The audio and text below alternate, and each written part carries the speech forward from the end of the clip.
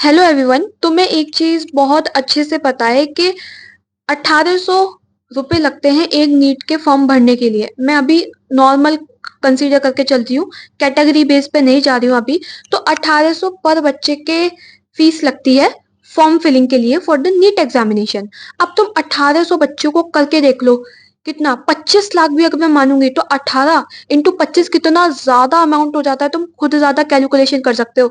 इतनी ज्यादा अमाउंट लेने के बाद भी इन लोगों पे ये नहीं करा जा रहा है कि ये इलेक्ट्रिसिटी को सही से प्रोवाइड करवा दे। मतलब नॉर्मल क्या है यार, तुमने क्या करना है, तुम्हें एक इलेक्ट्रिसिटी करना है। पूरा बच्चा पूरी साल इतनी शिद्दत से इतनी मतलब अपनी कितनी चीजें कुर्बान करके बैठा होता है। कोई किसी की शादी में नहीं जाता, कोई किसी के फंक्शन में नहीं जा पा रहा है, कोई अपना बर्थडे सेलिब्रेट नहीं कर पा रहा है, कोई घर के फंक्शन में नहीं जा पा रहा है, कोई उसका मन करता है अपने दोस्तों के साथ घूमने का, वो नहीं जा पा रहा है। क्यों?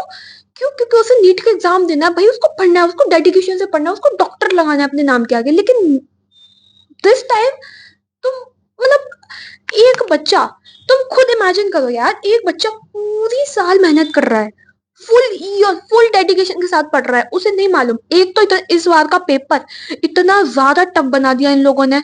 मतलब ये अब तो यही लगता है कि जो एनटी वाला है ना, उसको रियल में ही दुश्मनी नीट वाले लोगों से ही है, नीट वाले जो बच्चे होते हैं उन्हीं से ही है। और लिटरली यार लगता है यार, तुम खुद सोचो ना, now you are thinking that कि मतलब हुआ क्या पेपर से बच्चे जब गए थे, कोई प्रॉब्लम नहीं थी, निकल के आए, इतने ज्यादा रो रहे थे, पैनिक हो रहे थे भाई।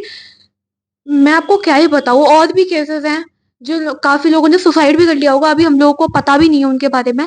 काफी लोगों ने नहीं भी किया होगा, कितने ज्यादा डिप्रेशन में होंगे अभी बच्चे। और फिर इस साल का पेपर देखने के बाद नेक्स्ट ईयर जो बच्चे प्रिपरेशन कर रहे होंगे उनके बारे में क्या ही सोचा होगा। यार अब तुम सोचो, 75 बच्चे जो थे जिनका नीट का एग्जाम खराब हुआ है ना, उनको इन लोगों ने क्या किया, इन लोगों ने क्या करा था कि जो कोर्ट था ना, कोर्ट की लाइट्स को बंद कर दिया। फिर देखा कि भाई यहाँ पे तो हमें लाइट आ रही है, क्यों? क्योंकि कोर्ट्स में विंडो विंडो थी ना थोड़ी बहुत, तो वहां से लाइट आ रही थी। तो उस वजह से उन्होंने ये बोला कि हम उन 75 बच्चों का क्या करेंगे, दोबारा से पेपर करा देंगे, रिमेन्स एज इट इज रहने देंगे। तो यार तुम समझ रहे हो क्या? या तो तुम्हें ये पता चल गया था तो तुम्हें पहले ही कर देना था। पहली चीज तो ये है, ठीक है? क्योंकि हमें सब बच्चों को पता चल गया था एक वीक के अंदर ही, का तो सबको ये पता चल गया था कि रीनीट होगा या नहीं होगा, और लग रहा है चांसेस रीनीट के। तो इतना डिले क्यों किया? मतलब अब तो यार यही लगता है कि ना, सीधे से सिंपल सी बात है, मतलब नीट का अब जो भी ना नीट में प्रिपरेशन करने जा रहे बच्चे, यार मैं उनको पहले वार्न कर रही हूँ, अगर तुम मेंटली स्टेबल हो तो प्लीज में आना। क्योंकि इस बार का पेपर इतना ज्यादा घटिया बना था ना, इतना ज्यादा टफ। टीचर्स भी बोल रहे हैं कि उन्हें फिजिक्स सॉल्व करने में 2 घंटे लगे थे। टीचर्स खुद ये स्टेटमेंट दे रहे हैं। तो अब तुम बिलीव करो, जब टीचर्स को 2 घंटे लग रहे हैं उस पेपर को, ओवरऑल पेपर को सॉल्व करने में, तो तुम्हारे पास तो टोटल 3 घंटे होते हैं। उसमें भी इन्विजिलेटर आके हेलो मैम प्लीज सिग्नेचर मारिए, यहाँ पे तुम लोग को 4 घंटे सिग्नेचर मरवाने में लगवाते हैं, वो फिर थंब उसमें लगाओ, फिर 4 घंटे बैठ के वो ही गप्पे मारते वहां सामने बैठ के। इतना ज्यादा गुस्सा आता है ना उन्हें देख के, मन करता है कि इनकी आज ही गप्पे मारनी है। फिर कान के पास खड़े होके पर्दे के पास चिल्लाते हैं कि बच्चों ये करो वो करो। यार 3 घंटे है हमारे पास,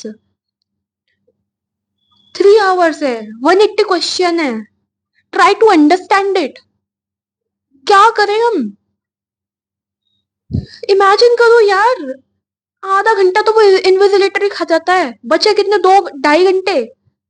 अब थोड़ा तुम क्वेश्चन को पढ़ने के बाद थोड़ा तो दिमाग लगाओगे ना, हल्का सा, कम से कम 5 सेकंड का 10 सेकंड का तो लगेगा ही तुम्हारा दिमाग। कि ऐसा तो है नहीं कि हम लोग का दिमाग इतना शार्प है कि क्वेश्चन पढ़ा और तुरंत के तुरंत ऐसे ऐसे चुटकियों में आंसर बजाते जाते नहीं। उसमें क्या क्या क्वेश्चन कर रखे उन लोगों ने, ठीक है?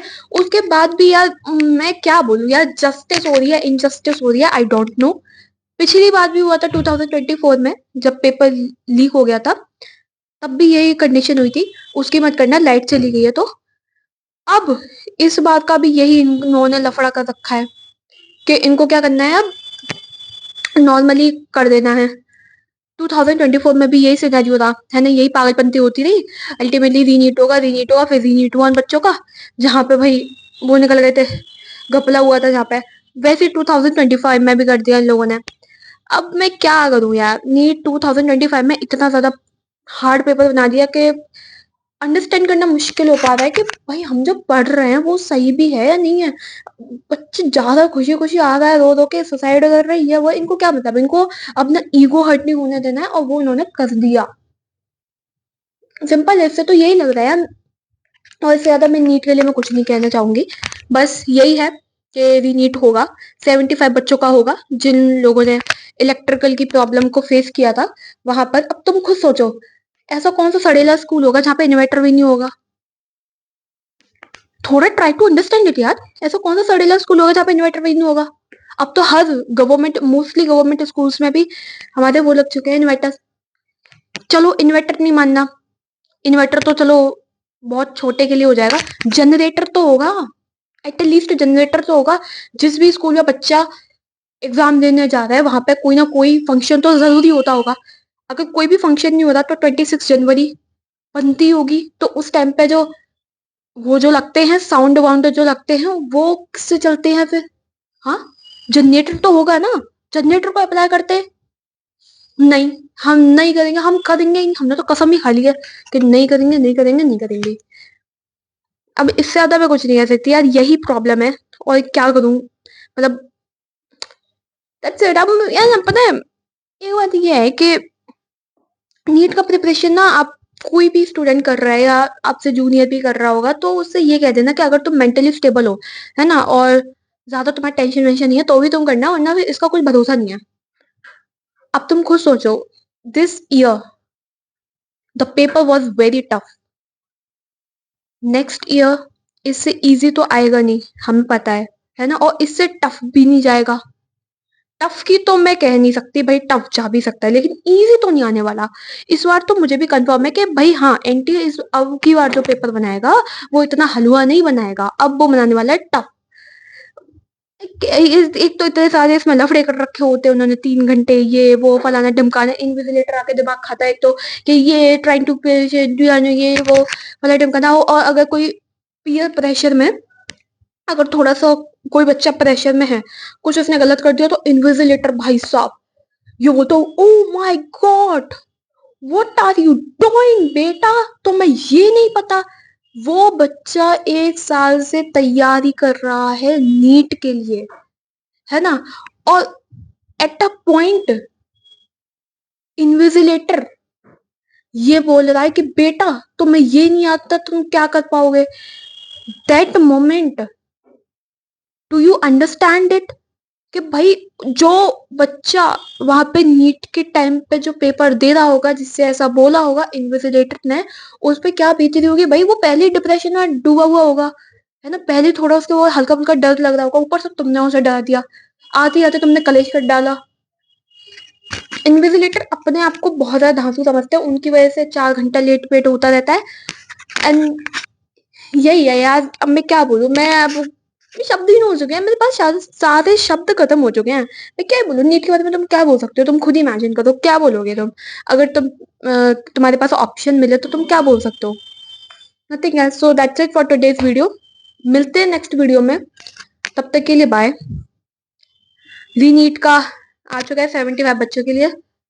I hope you like this video. If you like this video subscribe कर देना यार। और क्या करोगे, और कमेंट बॉक्स में बताना यार तुम लोगों को कैसा लग रहा है। लिटरली मुझे तो इनजस्टिस ही सही लग रहा है, क्योंकि अगर इनको रीनीट कराना था तो पहले ही करा लेते। छोड़ो यार, अब क्या ही उसके बारे में डिस्कशन करे टू।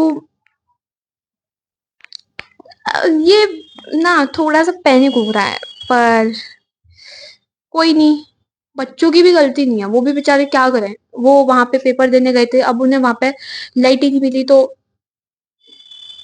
वो रेस्पॉन्सिबल नहीं है। उनको तो मिलना चाहिए भाई, उनको थोड़ा बहुत प्रॉब्लम आई होगी तो हाँ भाई उनको तो मिलना चाहिए, करेक्ट है। लेकिन द मेन प्रॉब्लम इस टाइम पता है क्या है, कि जिस कॉलेज में बच्चे जा रहे हैं कम से कम उनको इतनी फैसिलिटी तो करनी चाहिए कि अगर इन केस लाइट का कुछ इश्यू हो जाए तो हम जनरेटर वनरेटर चला दें।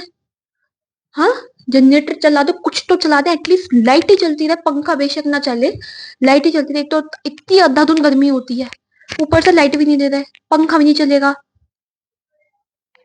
आई आई डोंट हैव, मतलब मेरे पास शब्द नहीं बचे यार अब। अब बस इतना ही करती हूँ, बस ज्यादा लंबा खींचने का कोई सेंस नहीं है। तब तक के लिए बाय, मिलते हैं नेक्स्ट वीडियो में।